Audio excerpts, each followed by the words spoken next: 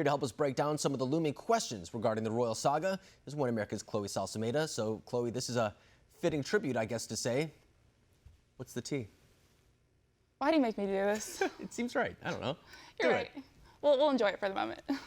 Take it away. So what's the newest update regarding this situation? We knew that the royal family had this whole summit at the beginning of the week. There's been some exchange of words moving forward. What should me and our viewers take away from what's happening right now? Well, a lot has been happening, and what started what seemed like a fairy tale for the royal couple is turning into what seems like a nightmare for the rest of the royal family. So as this big decision came as a shock to the rest of the world, it was also very shocking to the rest of the royal family. The New York Times reporting this week that Queen Elizabeth herself wasn't consulted about this at all, and even though that Harry and Meghan had been planning this for months. But now that we look back at it, there may have been some signs that the couple might have made this decision.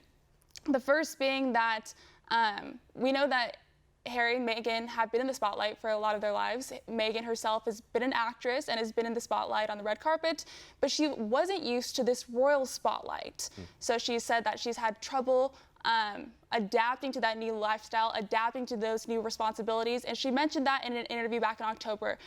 We have a clip of that. Here's what she had to say.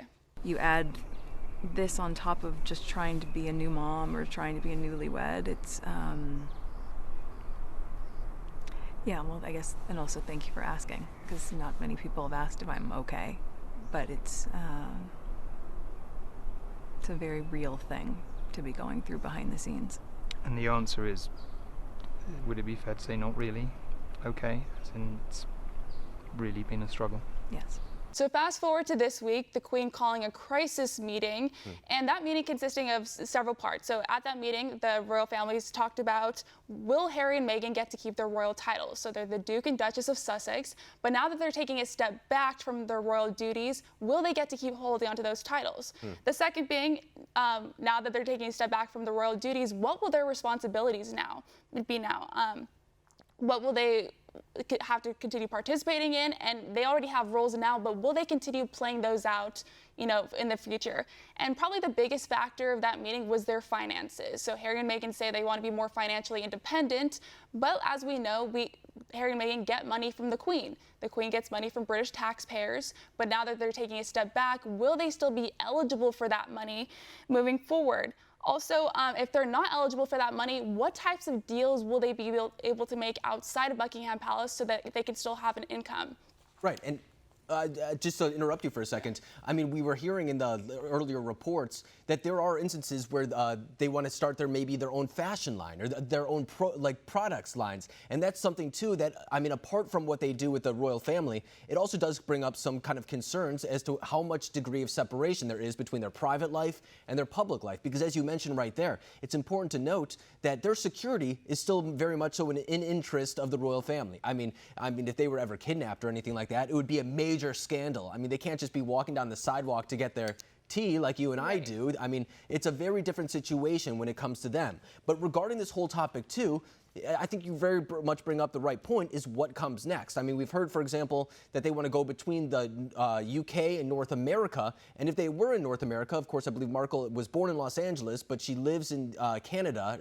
Or at least that's the plan that they want to go back to. If anyone saw her show Suits, I believe it was filmed in Toronto or something like that. So she does have ties back to Canada. How is the Canadian government and the Canadian people responding to that news? Well, the reactions are mixed right now. So there are concerns right now because when Harry and Meghan live in the UK, the British taxpayers pay for their security. So now that if they're moving to Canada, there's concerns about, are Canadians going to be foot with that bill now?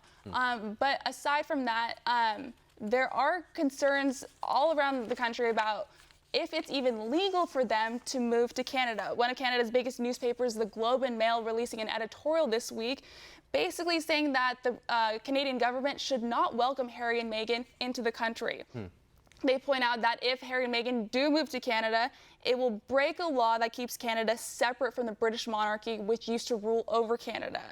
But aside from this, Prime Minister Justin Trudeau appears to be more welcoming to Harry and Meghan. He says, the Canadian government is very supportive of them, and his government is trying to do all that they can to accommodate them so that they can live there. And, it appears that the Canadian people are supportive as well. A recent poll finds that 60% of Canadians are supportive of them moving and becoming their new neighbors.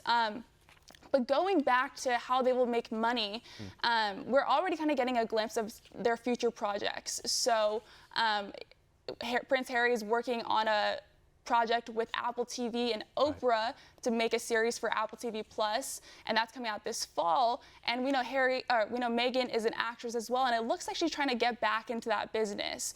So over the weekend, it was announced that she has agreed to do a voiceover project with Disney that will be coming out later this in the future, actually. And so it kind of appears that Harry and Meghan are trying to go about this new path away from the royal family. Like we said, be more independent and kind of make their names for themselves and be separate from that whole entity. That makes sense. Yeah. But yeah, so there's still a lot of unanswered questions, and it's going to be interesting to see how this all plays out in the public, especially for Harry and Meghan, who are trying to live this very private life. Definitely, and it's a fast-moving thing too, and it's a lot of unanswered questions, especially acknowledging the fact that this is an unprecedented situation. And next time we come on, I'm going to have you wear one of those hats instead of the T. But Chloe Salsameda, thank you very much for joining us Cheers tonight. to you, Alex. Cheers, Chloe.